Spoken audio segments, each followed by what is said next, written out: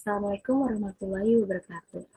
Perkenalkan, nama saya Salsa Bilamin dengan NIM 17134220057 dari Prodi Akuntansi Sektor Publik. Yang saya hormati dosen pembimbing satu saya yaitu Ibu Dwi Andarini, SPD MAK, serta dosen pembimbing dua saya yaitu Ibu Eka Septriani Puspa, SE MAK CA. Nah, saya akan menjelaskan mengenai tugas proposal tugas akhir saya yaitu dengan judul Analisis Sistem Pengendalian Internal Pemerintah atau SPIP dalam mendukung kualitas laporan keuangan pada Inspektorat Jenderal Kementerian Agama Republik Indonesia. Berikut daftar isi yang akan saya bahas yaitu dari segi latar belakang hingga metode penelitian.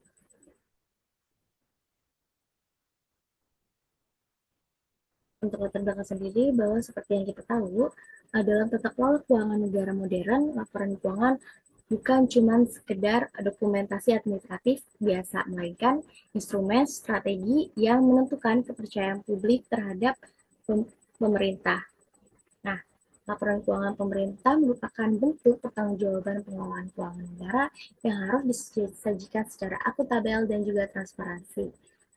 Nah, di Indonesia sendiri, laporan keuangan diatur berdasarkan SAP atau bisa kita sebut dengan standar akuntansi pemerintah dan juga dievaluasi berdasarkan opini BPK atau Badan Pemeriksa Keuangan dan menurut pasal 16 ayat 1 Undang-Undang Nomor 15 Tahun 2004 bahwa opini audit merupakan pernyataan profesional auditor mengenai kewajaran laporan keuangan berdasarkan 4 kriteria, yaitu pertama, kesesuaian dengan SAP, kedua, kecukupan pengungkapan atau adequate disclosure, serta kepatuhan peraturan perundang-undang, serta efektivitas SPIP.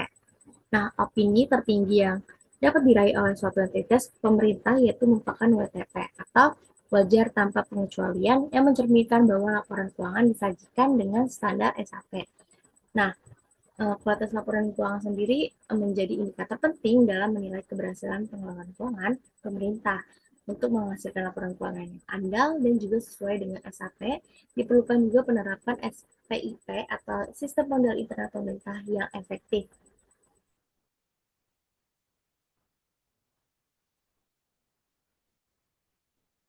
Nah, di sini merupakan apa ya, gambaran atau studi kasus dari segi Kementerian Agama sendiri.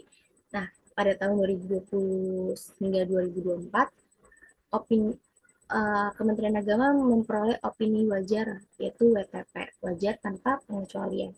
Namun, pada pemeriksaan BPK tahun 2024 masih menemukan kelemahan terhadap SPIP-nya dan ketidakpatuhan terhadap peraturan yang menunjukkan bahwa memperoleh opini wajar tanpa pengecualian yang mencerminkan bahwa efektivitas pengendalian internal secara menyeluruh. Kondisi ini menjadi penting untuk dikaji pada Inspektorat Jenderal Kementerian Agama. Nah, sebagai aparat APIP atau aparat pengawasan internal pemerintah yang berperan dalam mengawasi penerapan SPIP di lingkungan Kementerian Agama, karena itu Irjen merupakan salah satu yang mengawasi Kementerian Agama atau Satker Kemenak tersendiri.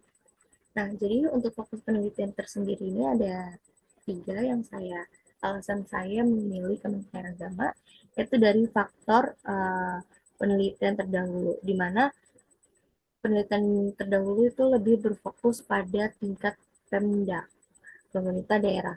Nah, jadi belum ada penelitian di Kementerian Pusat atau pihak Kementerian Pusat dengan peran ganda seperti APIP sekaligus entitas pelaporan seperti Ijen Kemenak. Nah, kedua yaitu penelitian Ijen Kemenak ini disajikan sejak diterbitnya PMA nomor 5 tahun 2024. Nah, jadi Kemenak sendiri memiliki peraturan khusus tersendiri yang belum ada penelitian yang mengkaji implementasi SPIP di Kemenak berdasarkan regulasi terbarunya. Nah, terakhir yaitu belum ada penjelasan mengenai fenomena WTP, wajar tanpa pengecualian, tetapi temuan SPIP masih berulang. Nah, jadi belum ada penelitian yang menjelaskan secara mendalam mengapa kelemahan SPIP ini terus berulang meskipun opini WTP dipertahankan khususnya di Ijen Kemenak.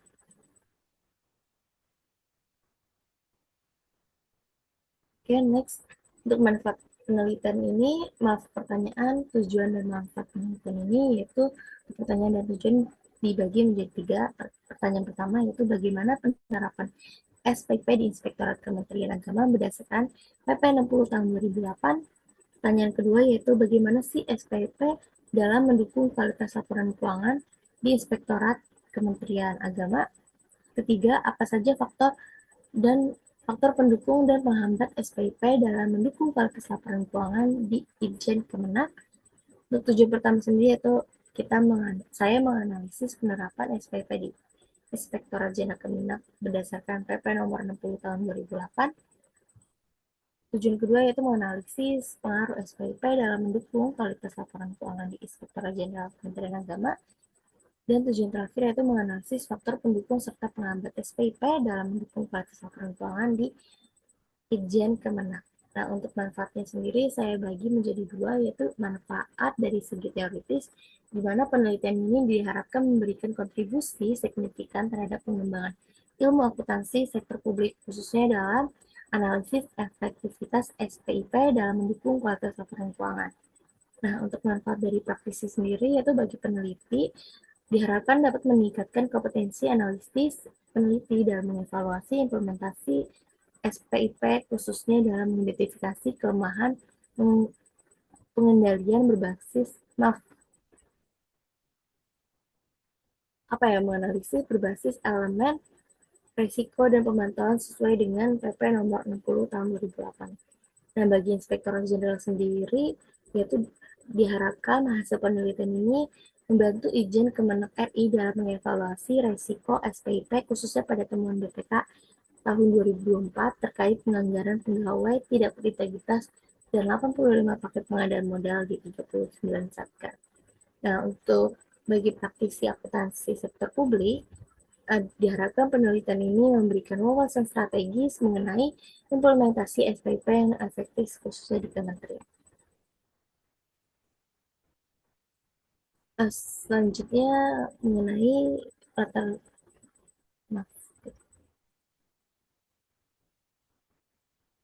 penjelasan mengenai laporan keuangan pemerintah.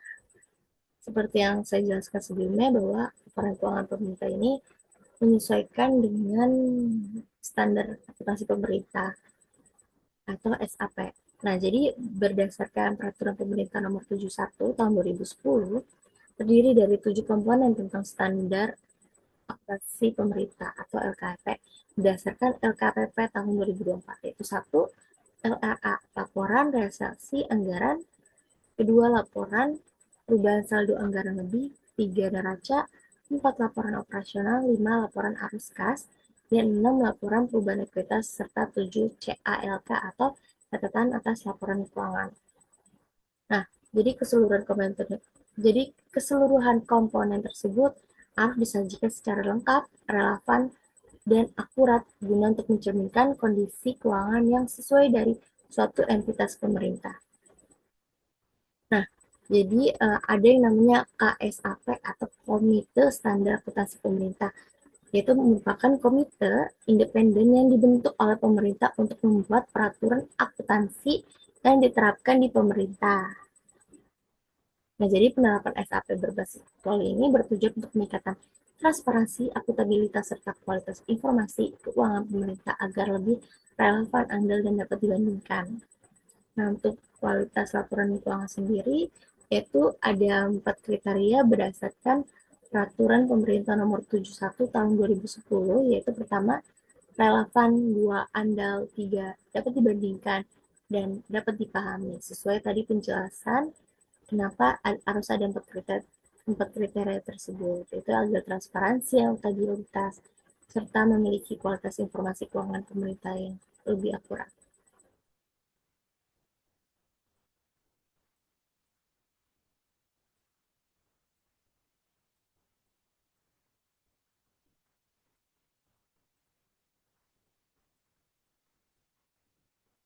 Oke, di sini ada sistem pengendalian internal pemerintah. Pengendalian internal atau sistem pengendalian internal pemerintah merupakan sistem yang digunakan di lingkungan pemerintah dan juga daerah. Nah, SP ini adalah mekanisme pengendalian yang mengawasi internal dalam indeks, instansi pemerintah agar berjalan efektif, transaksi akuntabel dan sesuai aturan. Serta berdasarkan PP nomor 60 tahun 2008, tujuan SPP ini yaitu ada 4. Pertama, efektivitas dan efisiensi kegiatan, kedua, kendala laporan keuangan, tiga, pengamanan aset negara, dan ketaatan terhadap peraturan undang-undang. Nah, SP ini memiliki 5 unsur. Nah, berdasarkan COSO, jadi ada yang namanya COSO. COSO itu merupakan peraturan tingkat internasional. Namun di Indonesia sendiri dari 5 unsur COSO tersebut menyesuaikan dengan peraturan dan undang-undang yang ada di Indonesia. Yaitu pertama dari lingkungan pengendalian sendiri, yang dimana merupakan fondasi utama SPIP yang mencerminkan sikap, kesadaran, dan komitmen pemimpin serta seluruh pegawai dalam menciptakan budaya pengendalian kondusif.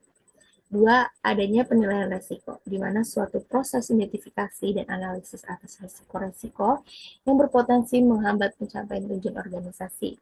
Tiga, adanya kegiatan pengendalian, di mana kebijakan dan prosedur yang ditetapkan untuk merespon risiko yang telah diidentifikasi serta memastikan arahan pemimpinan dilaksanakan dengan benar. Keempat, adanya informasi dan komunikasi, di mana setiap informasi yang relevan diidentifikasi, lalu dicatat dan dikomunikasikan dalam bentuk dan kerangka waktu yang memungkinkan setiap pihak untuk melaksanakan tanggung jawabnya. Nah, untuk pemantauan pengendalian internet sendiri yaitu merupakan proses pengendalian yang berkala atas kualitas kinerja sistem pengendalian internet secara berkelanjutan.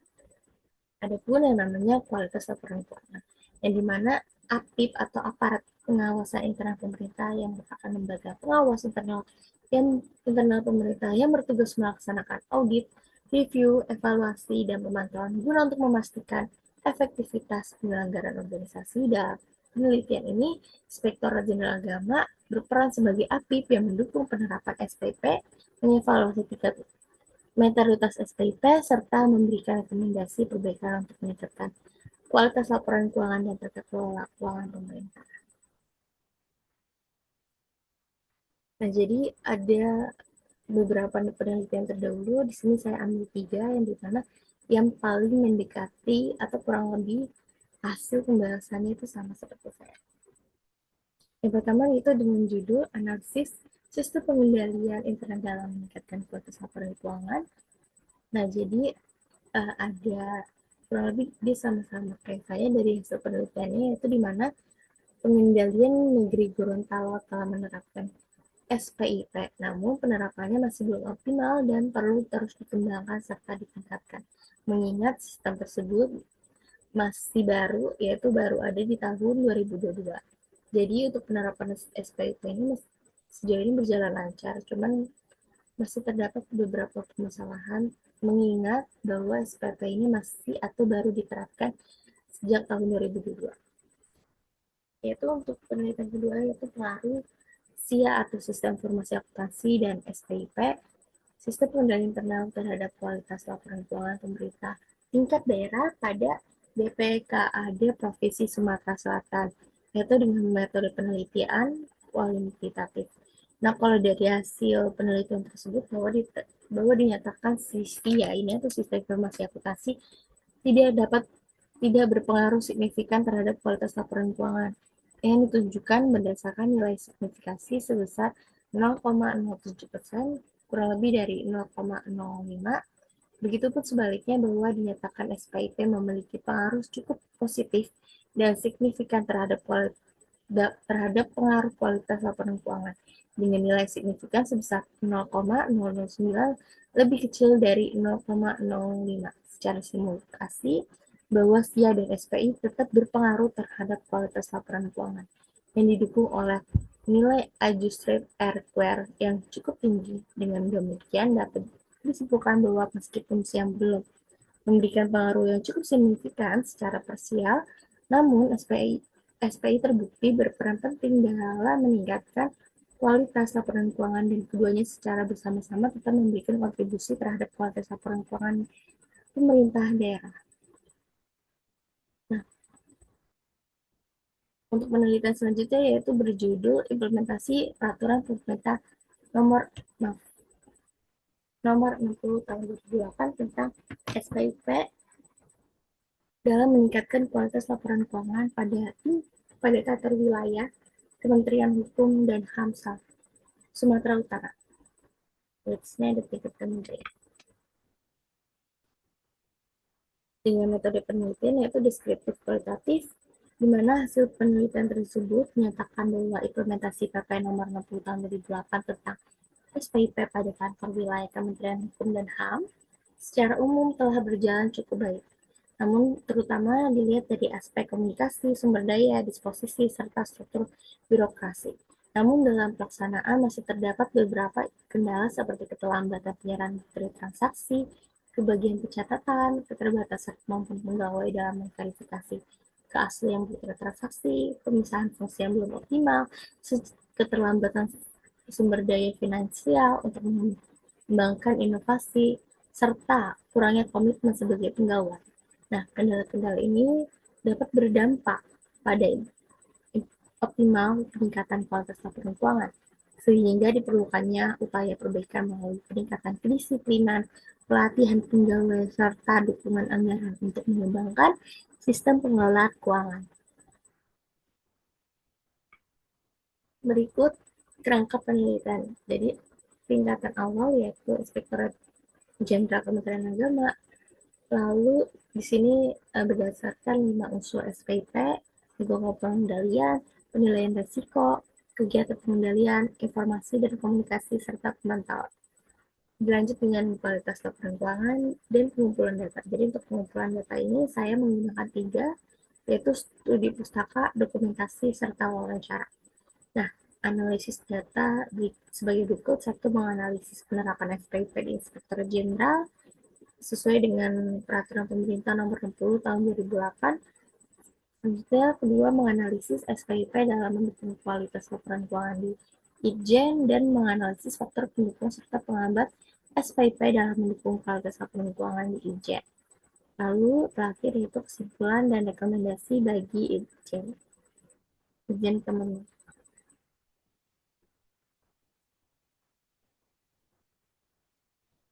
Selanjutnya yaitu metode yang digunakan. Metode penelitian yaitu untuk tempat dan waktu penelitian yaitu di Inspektorat Jenderal Kementerian Agama Republik Indonesia atau saya singkat dengan Itjen Kemenak, bertepatan di Jalan RS Fatmawati nomor 33A Cepete, daerah Jakarta Selatan. Nah, jadi untuk pengerjaan proposal ini saya butuh waktu 5 bulan dimulai dari pengajuan judul proposal dari bulan Februari, diajukan pengajuan tempat proposal yaitu cukup lama dari Februari hingga April, lalu pengumpulan data dan analisis data dan verifikasi yaitu bulan April hingga Mei, lalu dilanjutkan dengan penyusunan bab 1 hingga bab 3 proposal dari Februari hingga Juni. Nah, untuk desain penelitian yaitu saya menggunakan deskriptif kualitatif, di mana merupakan jenis penelitian yang bertujuan untuk memahami fenomena secara menyeluruh dengan berinteraksi langsung dengan objek penelitian. Jadi saya datang sesuai dengan apa ya, sumber data. Lanjut sumber data. Jadi sumber data ini saya bagi menjadi 2, data primer, data sekunder. Untuk data primer sendiri saya menggunakan 3 informan, yaitu 2 dari auditor ahli muda dan 1 dari APK APBN ahli muda. Yaitu jadi tanggung jawabnya sendiri untuk auditor ahli muda yaitu menilai efektivitas SPIP, melaksanakan audit dan rekomendasi perbaikan pengendalian. Nah, untuk APK APBN ini sendiri yaitu mengelola anggaran APBN, mengetahui pengendalian dari sisi perencanaan dan realisasi. Lalu data sekunder yaitu data ini digunakan sebagai pelengkap serta pendukung terhadap data primer yang diperoleh dalam penelitian. Nah, jadi data yang diperoleh penelitian berupa laporan keuangan, hasil audit BPK, serta peraturan pemerintah internal yang berkaitan dengan Itjen Kemenak. Untuk data pengumpulan, untuk pengumpulan data yaitu saya menggunakan 3, studi pustaka, dokumentasi, wawancara. Nah, jadi studi pustaka sendiri yaitu berdasarkan penelitian yang sebelumnya yang kurang lebih membahas hal yang sama, yaitu sebagai gambaran dalam penyusunan proposal skripsi. Nah, untuk dokumentasi, yaitu dokumen yang saya gunakan seperti yang saya sebutkan sebelumnya, yaitu laporan keuangan, hasil audit, dan juga peraturan pemerintah yang berhubungan dengan SPP. Untuk wawancara, yaitu saya menggunakan tadi tiga informal tadi untuk kurang lebih menanyakan informasi sebagai pelengkap dari dokumentasi tersebut. Selanjutnya itu adalah teknik analisis data. Untuk teknik analisis data sendiri, saya menggunakan model interaktif yang dibagi menjadi tiga: edukasi data, penyajian data, serta penarikan kesimpulan. Yaitu edukasi data yaitu merupakan proses pemilihan, penyederhanaan, pemusatan perhatian, serta pengumpulan data yang diperoleh dari hasil wawancara, dokumentasi, dan juga studi pustaka agar lebih terarah serta sesuai dengan fokus penelitian. Nah, untuk penyajian data tadi yaitu merupakan data direkturasi, yaitu tahapan selanjutnya adalah penyajian data dalam bentuk yang sistematis dan mudah dipahami. Nah, untuk menarikan kesimpulan yaitu tahap terakhir adalah pemeriksaan tersebut berdasarkan hasil analisis data yang telah dilakukan, seperti kesimpulan yang diperoleh pada awal penelitian masih bersifat sementara sehingga perlu dilakukan verifikasi secara terus-menerus sehingga untuk memastikan keabsahan dan konsisten data. Jadi saya memastikan bahwa data yang digunakan benar. Oke, mungkin cukup sekian. Terima kasih penjelasan saya. Uh, Kurang lebih mohon dimaafkan. Saya berharap proposal ini uh, berguna untuk saya pribadi dan juga kalangan umum lainnya. Sekian, kurang lebih mohon dimaafkan. Assalamualaikum warahmatullahi wabarakatuh.